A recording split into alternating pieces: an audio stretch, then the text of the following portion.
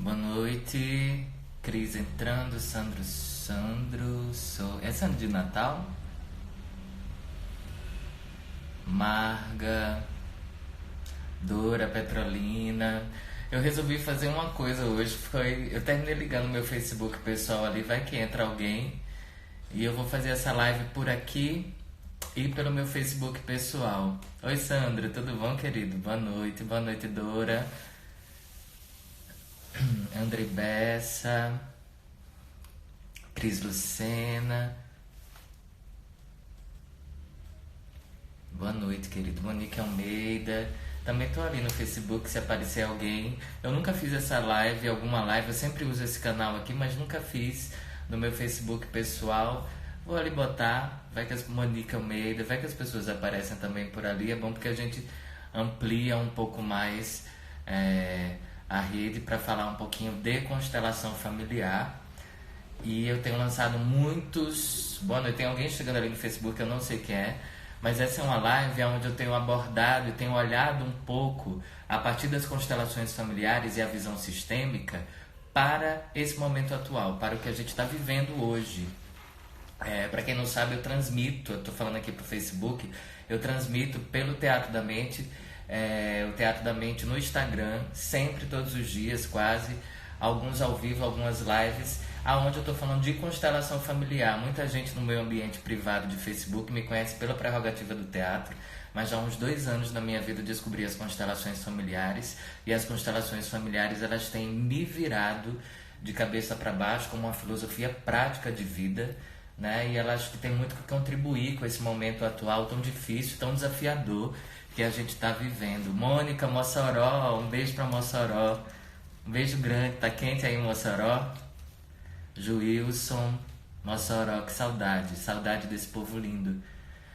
Então, essa é a terceira live dessas sequências de ao vivos que eu tenho feito para falar um pouco sobre a visão sistêmica e a prerrogativa das constelações familiares diante desse fenômeno que se instala no mundo nesse momento, que é o coronavírus, e o que isso tem mexido nas dinâmicas de vida de toda a humanidade. Né? Para quem não sabe, constelação familiar é um método, é um sistema, é uma forma de trabalho desenvolvida pelo Bert Hellinger. No caso, eu estou falando das constelações familiares hellingerianas, as quais eu estudo, onde eu faço uma pós-graduação pela Hellinger Science. E aí, o olhar que eu lanço é esse olhar a partir dessas constelações desenvolvidas pelo Bert Hellinger. E hoje eu queria falar um pouco sobre a postura sistêmica diante do que está acontecendo. Quando a gente vai falar de constelação familiar, ela está dentro do universo de uma terapêutica fenomenológica. É uma visão fenomenológica. Então, a gente precisa observar o fenômeno e ver como o fenômeno se comporta. Quando você vai fazer uma constelação familiar, por exemplo, o cliente, aquele que vai constelar, traz uma questão para você e você vai abrir essa questão dentro do espaço, e essa questão vai revelar como ela se formou, como aquele problema aconteceu a partir das dinâmicas de relações que existem naquele cliente.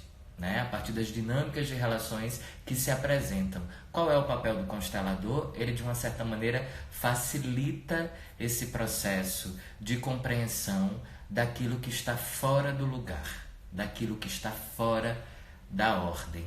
E para isso é preciso primeiro observar o fenômeno, observar o que acontece. Quando você abre uma constelação familiar, o que vai acontecer é o campo familiar daquela pessoa. E aqui o conceito de campo é um conceito de um biólogo chamado Rupert Sheldrake, onde ele está falando de campo morfogenético. Essa ideia de livre-arbítrio que a gente tem não é tão livre assim, porque todos nascemos dentro de um campo. E nós criamos a nossa vida a partir das informações que nós vamos acessando desse campo. E essas informações, como é que eu sei quais são os tipos de informação que eu estou acessando? A partir dos meus hábitos.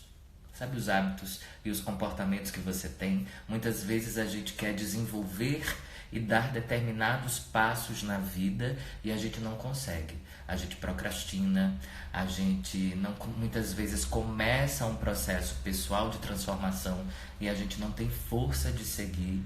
Por quê? Porque existe algo no campo que nos impede de avançar. E a gente precisa olhar primeiro para isso que está no campo familiar, para que a gente possa integrar isso enquanto uma força para que a gente siga.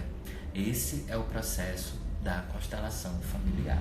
Quando alguém vai representar as questões ou aquelas pessoas, personagens que estão relacionadas à questão que é trazida pela pessoa, essa pessoa está a serviço do campo morfogenético e do campo familiar daquele que ali está. E para que ele possa acessar essas informações, nada ele tem que fazer. Ele tem que se entregar e viver e deixar que essas informações cheguem até ele, aquele que representa. E essas informações, elas vão chegar através de um movimento que quer se dar para trás, de algum sentimento em relação a outro representante que está ali. Nossa, mas eu nem conheço essa pessoa e está me vindo uma certa raiva diante dela. Nossa, mas eu não conheço aquela pessoa ali, eu estou querendo esganar ela. Pois é, essas são informações que estão vindo pelo campo morfogenético. E a gente consegue acessar o campo a partir do momento que a gente entra nessa postura de percepção. Eu percebo. É um não fazer ativo. Essa é uma postura de quem vai para uma constelação familiar e que está ali a serviço do espírito, a serviço de um processo de transformação e cura. Eu sempre falo uma coisa que é assim: constelação familiar é uma intervenção cirúrgica na alma. Muitas vezes as pessoas têm medo de olhar para determinadas coisas. Por quê? Porque nem todo mundo quer sair do papel de vítima. E nenhuma vítima quer resolver as coisas. Toda vítima ela deseja um aliado, mas resolver nem sempre. Então muitas vezes as pessoas têm medo porque elas têm medo de sair desse lugar de vítima. Elas têm medo de olhar porque elas vão ter que se deparar com esse processo, muitas vezes, de olhar para aquilo enquanto uma verdade, enquanto realidade e ter que dizer sim. Sim. Quando eu digo sim para algo, eu dou lugar àquilo dentro do meu coração. Quando eu digo sim para algo, a minha alma se expande. Todos pertencem. E aqui eu preciso falar uma coisa que é muito importante, que o Bert Hellinger nos diz, que é: para que o amor aconteça, é preciso uma ordem. Só o amor não basta. Para aqueles que já tiveram isso, eu vou dar um exemplo muito simples. Para aqueles que já tiveram relações afetivas onde eu amo a pessoa infinitamente, mas não foi possível continuar. Claro, porque só o amor não basta. É preciso uma ordem. É isso que o Bert vai dizer. E é isso que o Bert vai falar das relações humanas. E que ordens são essas? Que ordem não, que ordens? O Bert vai estar falando de 3 leis sistêmicas. 3 leis que são leis naturais da vida e naturais das relações, que é o pertencimento, a hierarquia e o equilíbrio de troca. São 3 leis. Para quem quiser saber um pouquinho mais disso, eu tenho um canal no YouTube chamado O Teatro da Mente. E lá nesse canal do YouTube eu tenho uma live inteira sobre as ordens do amor, sobre as 3 leis sistêmicas, onde eu vou destrinchar um pouco mais isso, sobre o que é pertencimento, hierarquia e equilíbrio de troca. Na primeira live que eu fiz, eu estava aqui falando do pertencimento e da relação com esse momento que a gente tem com o vírus. Pois bem, hoje eu estou aqui para falar da lei da hierarquia. O que é que o Bert Hellinger nos vai falar sobre hierarquia? O ser é definido pelo tempo. Aquele que entra dentro de um sistema familiar, ele tem o seu tamanho a partir do momento que ele entra. E o que é que ele quer dizer com isso? Todo aquele que chegou antes é maior. Todo aquele que chegou antes é fonte. Todo aquele que veio antes ou aquela que esteve antes, a vida chegou a mim através dele ou dela, ou dele e dela. Então, aquilo que está atrás de mim, nesse sentido do tempo, é maior do que eu. Cláudia, essa é Cláudia. Um beijo, Cláudia. Saudade, minha amiga. Cláudia faz formação comigo na Hellinger. Tudo aquele que veio antes, ele é maior. E isso, o que o Bert quer dizer é: um pai é maior que o filho. A mãe é maior que o filho. Um avô é maior que seu neto. Porque é a partir deles que a vida nos chega. Foram eles que viveram determinadas dinâmicas e que assumiram a responsabilidade da criação da vida.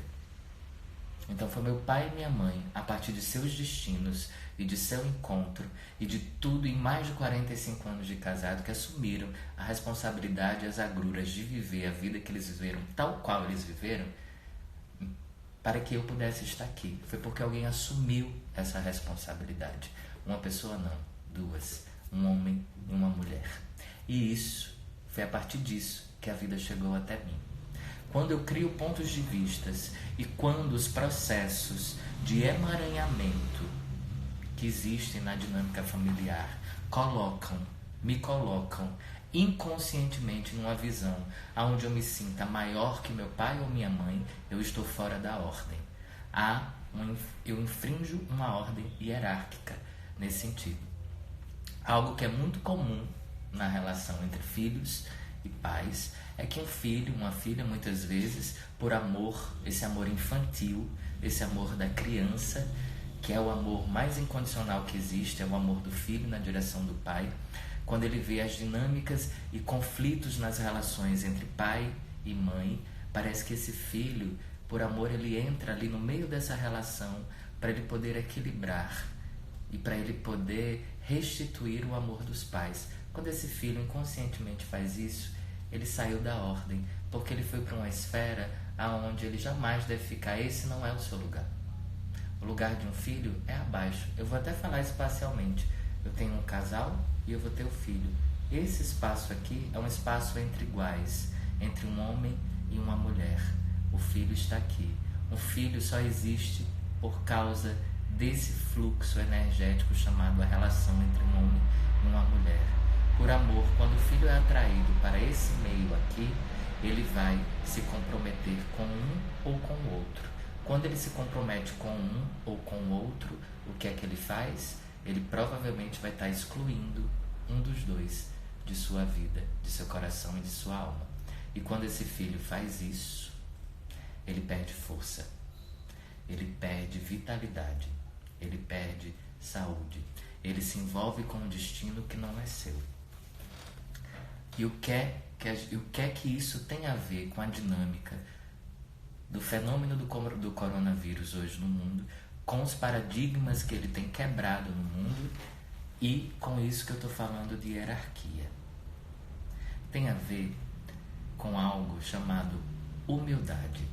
Humildade dentro de uma perspectiva e de uma postura sistêmica. É preciso a um filho que se meteu no meio da relação dos seus pais, ou que está inconscientemente por amor direcionado a esse lugar, ele precisa ser humilde o suficiente para saber qual é o seu lugar e na sua alma ele retornar ao seu lugar de filho. Muitas vezes isso é bem difícil para determinadas pessoas, porque subtende entregar o destino da mãe a mãe ou um pai. Então, há muitos casos, quando a gente abre uma constelação, que a gente vê que muitas vezes casos de suicídio ou de depressões que alguém gera é porque essa pessoa está envolvida com um destino que não é o seu. Então, é como se essa pessoa dissesse para sua mãe, lá na alma: eu por você, eu morro por você. E quando um filho faz isso, ele não assume o seu lugar. E é preciso humildade para assumir o seu lugar. É preciso humildade para saber que é só nesse lugar pequeno que você pode olhar para algo como sendo algo maior. Que você pode olhar para o seu pai e para a sua mãe como fontes de vida. É através deles que a vida chega até você. Porque se você se torna maior que a fonte, você não tem como acessar a força e o manancial de força que vem dessa fonte. Então é preciso humildade. Não essa humildade cristã, mas a humildade de saber e na sua alma dizer para sua mãe e para seu pai: eu sou pequeno, você é grande. Você dá, eu tomo. Eu tomo a vida que vem de você, mãe. Eu tomo a vida que vem de você, pai. Mas eu não tomo a vida tal qual eu gostaria que ela fosse. Eu tomo a vida tal qual ela é. Porque me chegou a vida dessa maneira e tudo foi da forma como poderia ter sido. Não poderia ter sido diferente. Se eu quero que algo seja diferente, ou que tenha sido diferente, eu estou no plano do ideal. E se eu estou no plano do ideal, eu estou ainda com a minha criança ferida, governando a minha vida aos 40, aos 50, aos 60 anos. Pois bem, o que é que isso tem a ver com o coronavírus? Porque um vírus chega para nos colocar no nosso lugar pequenininho diante de toda a complexidade da vida e diante do planeta e do mundo. O vírus chega como um fenômeno para nos colocar diante de nossas casas, do nosso lar, e para que a gente possa alinhar a nossa humildade, para que a gente possa olhar para tudo e todos e saber-se menor diante de tudo e tudo isso. Olhar para o planeta como quem olha para a mãe e dizendo: sim, eu tomo a vida que vem de você. Sim, eu tomo tudo e todos que vem de você. De olhar para aquele que muitas vezes a gente não consegue ver e dizer: sim, eu vejo você, você pertence. Sim, por mais difícil que seja, para aquela pessoa que pensa ideologicamente diferente de você e dizer para a pessoa: sim, eu vejo você, você pertence. Você tem um lugar no meu coração, você tem um lugar na alma. Sim, você tem um lugar no coração desse planeta. Você pertence a ele tanto quanto eu. Todos pertencemos. Então esse fenômeno me coloca diante de uma postura sistêmica que tem a ver com hierarquia. Quando eu assumo a humildade de vir para o meu devido lugar. O fenômeno nos apresenta e nos mostra uma dinâmica onde a gente está precisando desacelerar. O homem ficou muito grande diante do planeta. Eu gosto sempre de falar isso. O homem criou o mundo para que ele pudesse ser o centro do mundo. Mas o planeta, nessa hierarquia, o planeta sempre existiu. É no mundo que tem fronteira, é no mundo que tem leis, é no mundo que existe estrangeiros, porque dentro da dinâmica do planeta existem espécies, existe a terra, existe o mar, existe a natureza, existe esse planeta integrado a um outro sistema, a um universo, a um multiverso, e é sistema em cima de sistema, onde um todo se liga e onde um mistério se manifesta. Pois bem, esse mistério nos se apresenta agora através de um vírus, para que a gente possa integrar. Porque dentro da dinâmica do planeta e da natureza, não há essa moralidade da morte. É natural. É natural que pessoas morram. Às vezes é natural que as pessoas morram em grande escala. Né? Tem a ver com as dinâmicas da natureza se restituindo. Se a gente não integra essa postura de humildade diante do planeta, algo irá acontecer. Algo irá ser reformulado. Para que o amor aconteça, é preciso uma ordem. E parece que nos chega um vírus para que uma nova ordem se estabeleça. Para que o amor nos seja possível. Mas um amor enquanto uma grande família. Eu amplio o contexto da constelação familiar para uma família universal, para uma família planetária, para que a gente nos olhe como essa família, né? Mas para isso é preciso que eu saiba que eu sou menor. Eu não sou quem governa, eu não sou a fonte é o planeta. Ela é minha mãe e meu pai, né? Se eu entro nessa conexão nos meus pequenos atos, nas minhas dinâmicas de trabalho, nas minhas dinâmicas de relação, nas dinâmicas de relação com a cidade, com o outro, com os bairros, com aqueles que estão excluídos dentro da dinâmica social, por exemplo, e eu vejo, sim, eu te vejo, e quando eu olho posso dizer para o vírus, sim, eu te vejo. Eu integro dentro de mim esse aprendizado. Eu coloco o que você está me trazendo dentro desse escopo de aprendizado e evolução. Sim, eu te vejo. Quando eu faço isso, o medo, ele se torna, começou uma manifestação. O medo, ele perde a sua força de atuação dentro de mim, porque eu assumo o meu lugar de adulto.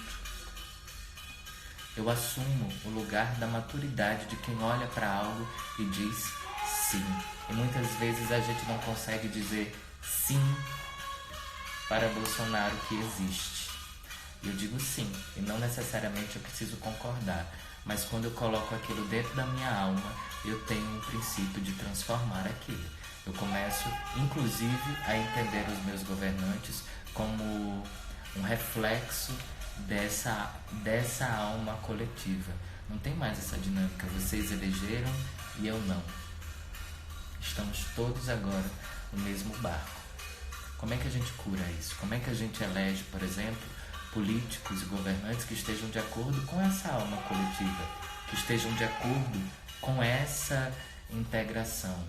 Uma boa política, o Bert Hellinger diz isso de uma maneira muito bonita, uma boa política é aquela que emerge de dentro da alma, né?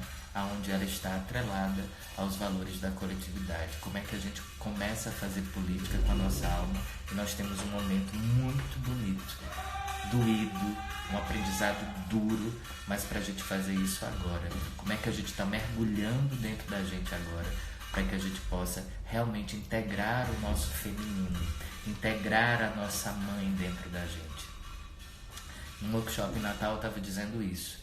A luz do feminino é essa capacidade de interiorizar-se, de assentar, de aprender, de se compreender, né? Esse mergulho interno, o útero, a casa. A sombra do feminino é a dissolução. A luz do masculino é essa capacidade de pegar tudo isso que o feminino trouxe e estruturar tudo isso. O masculino é aquele que aprende, é aquele que estrutura, é aquele que leva para o mundo, mas a sua sombra é a violência. Me parece que o mundo está vivendo uma dinâmica dessa sombra de violência, de velocidade, aonde o amor, nesse sentido sistêmico, tem se perdido, aonde os casais não estão mais se olhando, aonde os pais já não têm mais tanto tempo para os filhos, aonde a dinâmica da vida tem se tornado muito violenta em detrimento de uma busca e uma aceleração na busca por dinheiro, na busca por status, enfim, pelas questões que estão postas no mundo. E aí chega um fenômeno para botar a gente para dentro. Chega um fenômeno como esse para botar a gente repensar a nossa dinâmica individual dentro dessa coletividade, mas repensar essa individualidade a partir do ser, a partir do indivíduo, né? Porque estando sozinho na minha casa eu te amo, porque estando sozinho na minha casa eu te vejo, porque estando sozinho na minha casa eu te respeito e eu te dou o direito, assim como eu me dou, de pertencer e de existir nesse planeta. É assim. E convido a vocês para acompanharem. Eu tenho um Instagram, para quem está no Facebook, chamado O Teatro da Mente. E o Teatro da Mente é lá esse lugar onde eu estou falando aqui para vocês das minhas dinâmicas com as constelações familiares, das minhas dinâmicas com a visão sistêmica. Então tá lá no Instagram, eu integro muito conteúdo e hoje por um acaso eu resolvi fazer aqui também no meu Facebook pessoal. Essa live vai ficar aqui no Instagram, o Teatro da Mente, durante 24 horas. Para quem tá no grupo do WhatsApp, eu tenho subido as lives pro YouTube e tenho colocado essas lives no YouTube e compartilhado lá no grupo do WhatsApp, tá bom? Então fica aqui para quem quiser acompanhar o meu trabalho com a visão sistêmica a partir das constelações familiares, o Teatro da Mente no Instagram, tá bom? Sim, eu te vejo. Sim, mãe, eu te vejo. Sim, Eu te vejo, Vânia. Eu te vejo, Marcos. Eu te vejo, Beatriz. Sim, eu te vejo, Débora. Eu te vejo, Alessandra, Elide, Léo, Val Pescador, Cíntia, Steph. Sim, eu te vejo. Eu te vejo, sim, Corona. Eu te vejo. Eu te coloco tudo no meu coração com amor, com aprendizado. Eu te vejo com muito álcool gel nas mãos, com a minha casa toda limpinha, com a minha casa como ela nunca esteve limpa. Assim eu te vejo aí do outro lado, que é o mesmo lado de cá. Eu te vejo através do espelho. Eu te vejo, sim, eu te vejo, eu te vejo, eu te vejo. Como é que a gente tá dizendo isso um pros outros? Sim, eu te vejo e eu te dou um lugar no meu coração e na minha alma. Sim, ao planeta, eu te vejo e eu te dou um lugar no meu coração e na minha alma, porque você é maior do que eu. Você é grande, eu sou pequeno. Você dá e eu tomo. Sim, eu te vejo e eu tomo a vida que vem de você com tudo, do jeito que ela é e do jeito que ela me foi presenteada. Sim, eu te vejo. Sim, eu te vejo. Como é que uma fala como essa ecoa nas nossas almas diante desse momento?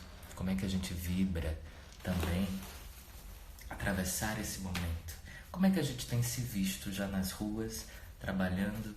Como é que a gente já tem se visto nas ruas, com todo esse aprendizado integrado? Como é que a gente tem colocado novas energias para além do medo no campo, no nosso inconsciente coletivo? Você já tem feito isso?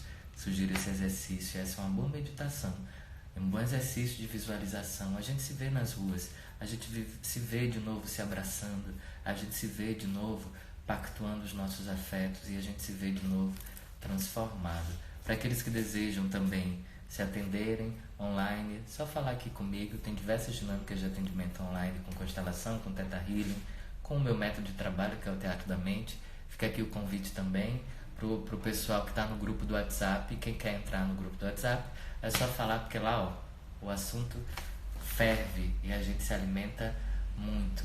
Um beijo grande, com a mão, sabão na mão, álcool em gel, lavando os rejuntos da casa, cuidando, meditando, cuidando do coração, que já já a gente vai estar tudo se abraçando de novo.